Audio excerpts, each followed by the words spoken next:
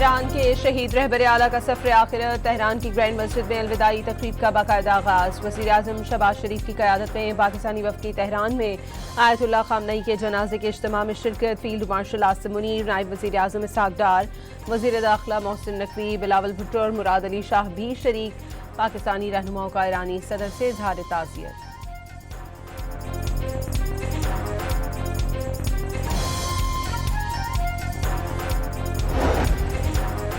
شہید خامنئی کے جنازے کے اجتماع میں دنیا بھر سے وفود کی شرکت۔ تاجکستان کے صدر امام علی رحمان اور آرمینیا کے وزیر اعظم کی بھی تہران آمد۔ سعودی عرب، ترکیہ، روس اور چین کے اعلیٰ سطح کے وفد کا شہید کو خراج عقیدت۔ مصر، ازبکستان، ترکمانستان، کرغزستان، شام، جارجیا، جرمنی، تھائی لینڈ اور بھارت سے بھی وفود کی آمد۔ وزیر خارجہ امیر متقی کی قیادت میں افغان طالبان کا وفد بھی پہنچا۔ احمد مسعود اور سپریم لیڈر مجتبیٰ خامنئی کے سسر نے بھی تعزیتی تقریب میں شرکت کی۔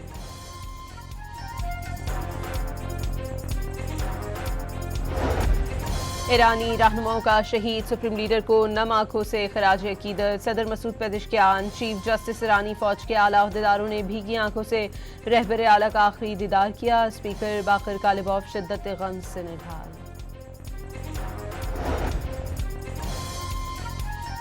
ایران کے شہید رہبر اعلیٰ سید علی خامنئی کی نماز جنازہ 5 جولائی کو صبح 6 بجے ادا کی جائے گی۔ 6 جولائی کو مرکزی اور تاریخی اجتماع منعقد کیا جائے گا۔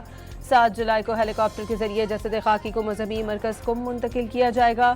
9 جولائی کو مشہد میں امام رضا علیہ السلام کے روضے کے احاطے میں تدفین عمل میں لائی جائے گی۔ ایران کے اسلامی انقلابی گارڈز کے سربراہ احمد توحیدی پہلی بار منظر عام پر آ گئے۔ دنیا کو جان لینا چاہیے، ایرانی قوم کبھی سرنڈر نہیں کرے گی۔ شہید رہبر اعلیٰ کے پاکیزہ خون سے دنیا بدلہ لے گی، عالم اسلام کی فتح ہوگی۔ سپریم لیڈر کی تدفین کی تقریبات کے دوران جذباتی پیغام۔ جنگ کے بعد صورتحال بدل چکی ہے۔ امریکہ کو تجارت کے معاملے میں موجودہ حقائق کو تسلیم کرنا ہوگا۔ اسپیکر ایرانی پارلیمنٹ باقر کالباف کی ازبک ہم منصب سے ملاقات میں گفتگو۔ واضح کیا حالات ماضی کے مقابلے میں بہتر ہوئے اور جنگ کے بعد کی پیش رفت نے امریکیوں کو موجودہ حقیقتیں قبول کرنے پر مجبور کر دیا۔ ایسے ماحول میں تجارتی تعلقات کو مزید وسعت دی جا سکتی ہے۔ امید ہے پابندیاں اٹھانے کی بنیاد بھی تیار ہو جائے گی۔ تہران میں فیلڈ مارشل عاصم منیر کی ایرانی وزیر خارجہ عباس عراقچی سے ملاقات۔ وزیر داخلہ محسن نقوی کی بھی ملاقات میں شرکت۔ وزیر اعظم شہباز شریف تہران سے استنبول پہنچ گئے۔ اتاترک ایئرپورٹ پر ترکیہ کے وزیر تجارت، پاکستانی سفیر اور وزارت خارجہ کے افسران نے استقبال کیا۔ شہباز شریف ترکیہ کے صدر سے ملاقات کریں گے۔ پاکستان کی میزبانی میں ہونے والی بزنس کانفرنس سے خطاب بھی کریں گے۔ امریکہ ہمیشہ امن کا خواہاں رہا، امن پسند ہے لیکن کسی خطرے کو برداشت نہیں کریں گے۔ امریکہ کبھی کسی کے سامنے نہیں جھکے گا۔ صدر ڈونلڈ ٹرمپ کا امریکہ کی 250ویں یوم آزادی کی تقریب سے خطاب، کمیونزم کو سب سے بڑا خطرہ قرار دے دیا۔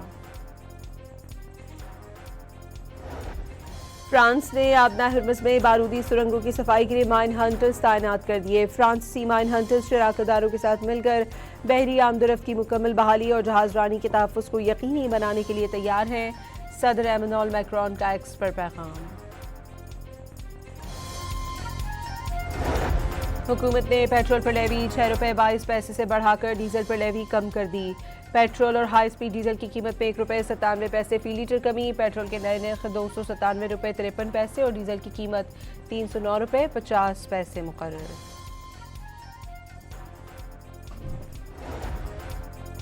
اور فیفا ورلڈ کپ میں سنسنی خیز مقابلے کے بعد ارجنٹینا کیپ وردے کو شکست دے کر پری کوارٹر فائنل میں پہنچ گئی۔